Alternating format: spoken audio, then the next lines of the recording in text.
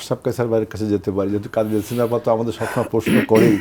আশরাফ কায়সার ভাই নিশ্চয়ই এই বক্তৃতার মাধ্যমে নিশ্চয় আর কোনো প্রশ্ন ছুড়ে দিবে।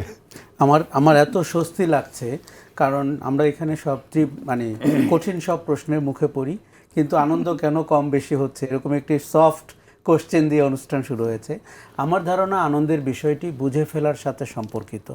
আমরা যখন শৈশবে থাকি, কৈশোরে থাকি, আমাদের অনেক কল্পনাপ্রবণ মন থাকে, বাস্তবতার সাথে সম্পর্ক কম থাকে, খুব অল্পতে সুখী হওয়ার প্রবণতা থাকে।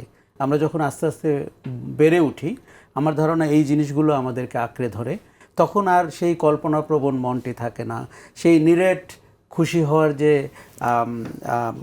তাড়না সেটিও আমাদের কমে যায়। কাজেই বড় হওয়ার সাথে ঈদের আনন্দ কমে যাওয়ার এমনিতেই একটি স্বাভাবিক সম্পর্ক রয়েছে।